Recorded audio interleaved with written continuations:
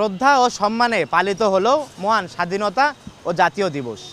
দর্শক, বিষয়টি নিয়ে এটিএন নিউজের নিয়মিত আয়োজন আমাদের কথা অনুষ্ঠানে আপনাদের স্বাগত জানাচ্ছি আমি তৌফিক হাসান তুহাদ।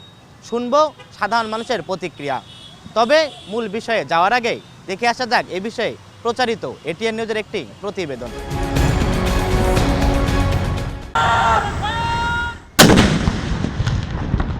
সূর্যোদয়ের সময় ৩১ বার তোপধ্বনির মধ্য দিয়ে শুরু হয় মহান স্বাধীনতা দিবসের আনুষ্ঠানিকতা।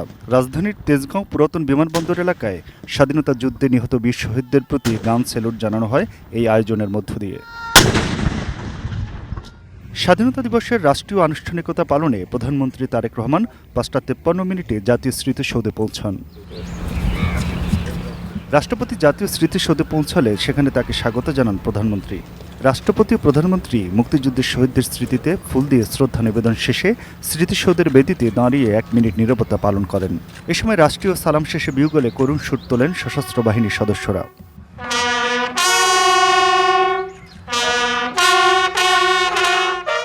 এরপর প্রধানমন্ত্রী তার মন্ত্রিসভার সদস্যদের নিয়ে পুষ্পস্তবক অর্পণ করেন।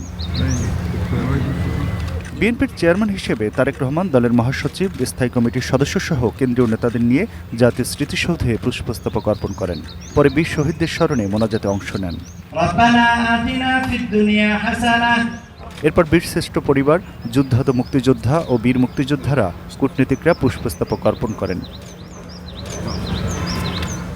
সাভারে জাতীয় স্মৃতিসৌধে শ্রদ্ধা নিবেদন শেষে সেখান থেকে শহীদ রাষ্ট্রপতি জিয়াউর রহমান বীর উত্তম ও সাবেক প্রধানমন্ত্রী খালেদা জিয়ার সমাধিস্থলে শ্রদ্ধা নিবেদন করেন বিএনপি চেয়ারম্যান তারেক রহমান ও দলের সিনিয়র নেতারা। জনাব তারেক রহমানের প্রতি অত্যন্ত সারা দেশের মানুষ তারা আশাবাদী, আস্থাশীল এবং এই নেতার নেতৃত্বে বাংলাদেশ অবশ্যই একটা গণতান্ত্রিক, সুখী, সমৃদ্ধ বাংলাদেশে পরিণত হবে এই বিশ্বাস আমাদের সকলের আছে। এর আগে জাতীয় স্মৃতিসৌধে শ্রদ্ধা নিবেদন শেষে মির্জা ফখরুল ইসলাম আলমগীর জানান নতুন বাংলাদেশ গড়ার প্রত্যয়ের কথা। এবং নতুন একটি বাংলাদেশ গড়ার শপথ আমরা সবাই নিয়েছি। আমরা সেই লক্ষ্যে আগামী দিনগুলোতে বাংলাদেশকে সত্যিকার অর্থেই একটা সুখী, সমৃদ্ধ বাংলাদেশ গড়ে তোলবার জন্য কাজ করি। ভিআইপিদের শ্রদ্ধা জানানোর পর জাতীয় স্মৃতিসৌধ খুলে দেওয়া হয় সবার জন্য। নানা শ্রেণী পেশার মানুষ আসেন এই শ্রদ্ধা নিবেদনে। শোষণ ও বঞ্চনার বিরুদ্ধে ৫৫ বছর আগে এই দিনটিতে যে লড়াইয়ের সূচনা হয়েছিল, ৯ মাসের সশস্ত্র সংগ্রামের মধ্য দিয়ে তার পূর্ণতা পেয়েছিল বাংলাদেশ নামক রাষ্ট্র পাওয়ার মধ্য দিয়ে। এখন জাতীয় ঐক্য ও সহনশীলতার মধ্য দিয়ে এই দেশের সমৃদ্ধির প্রত্যাশায় সবাই। জাতীয় স্মৃতিসৌধ থেকে আমিনুল ইসলাম, এটিএন নিউজ। দর্শক, এতক্ষণ দেখলাম প্রতিবেদনটি। এবার শুনবো এ বিষয়ে সাধারণ মানুষের প্রতিক্রিয়া। এবার স্বতঃস্ফূর্তভাবে সবাই অংশগ্রহণ করতে পারছে, এটা আমাদের কাছে একটু পজিটিভ মনে হয়েছে। তারপরে দ্বিতীয়ত মানে একটা ইস্যু আছে যে জামাতের ইস্যু। এবার নতুন তারা সংসদ সদস্য, এর আগেও তারা ছিল 2টা 4টা 5টা 7-8টা এমপি তাদের ছিল। এবার তারা বিরোধী দল হতে তারাও সব কার্যক্রমগুলোতে অ্যাটেন্ড করতেছে। এটা একদিকে পজিটিভ, আর একদিকে আমরা একটু নেগেটিভ দেখি যে তারা যদি রাজনীতি করতেই চায় তাহলে তারা এই যে স্বাধীনতার ঘোষণাটাকে তারা তো ভায়োলেট করে, যেমন তারা স্বাধীনতাটাকে ওইভাবে মানে না বা ওইভাবে জাতির কাছে ক্ষমা চাওয়া হয় না আনুষ্ঠানিকভাবে। এমন কোনো অবজারভেশন নাই, কিন্তু অন্যান্য দিনে হয়তো বা দেখা গেছে যে কোনো রকম একটা মেলা ছিল বা একটা ইউনিভার্সিটি এরিয়াতে কোনো কিছু ছিল। এবার এমন কোনো কিছু দেখাই যায়নি, মানে বোঝাই যায়নি, বা কোনো গানা বাজানা যে সঙ্গীত বা কোনো ধরনের কোনো কিছু তো বুঝতে পারিনি, হয়তো বা এটা আমার অবজারভেশন। যথাযোগ্য মর্যাদায় পালিত হলো মহান স্বাধীনতা ও জাতীয় দিবস। এ বিষয়ে জানবো সাধারণ মানুষের কথা। দর্শক, আমি মাজহারুল ইসলাম মাসুম। আমাদের কথার আজকের পর্বে আপনাদেরকে নিয়ে যাচ্ছি স্বাধীনতার সূতিকাগার গাজীপুরের সাধারণ মানুষের কাছে।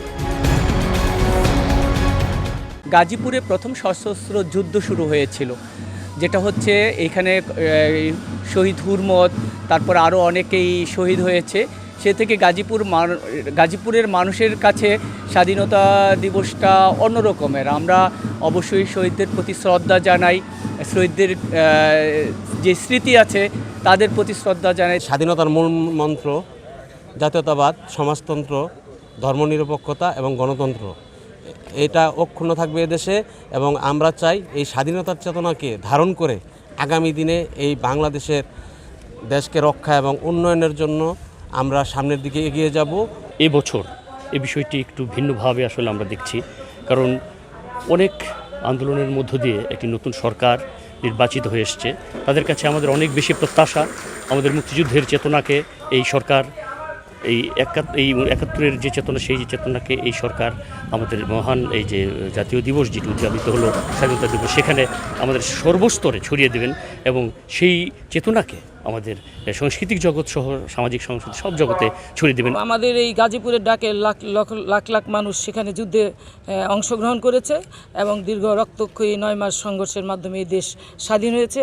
আমরা এই স্বাধীনতাকে কখনোই বিলীন হতে দিব না। আমরা এই স্বাধীনতাকে অক্ষুণ্ণ রাখার জন্য প্রাণপণ চেষ্টা করব এবং গাজীপুর সিটি কর্পোরেশন অলরেডি এই লক্ষ্যে কাজ করে যাচ্ছে। পাশাপাশি আমরা গাজীপুরের যে সাধারণ জনগণ আছি, সাধারণ লোকজন আছি, আমরা সর্বাত্মকভাবে আমাদের এই দেশের স্বাধীনতাকে অক্ষুণ্ণ রাখার জন্য প্রাণপণ চেষ্টা চালিয়ে যাব।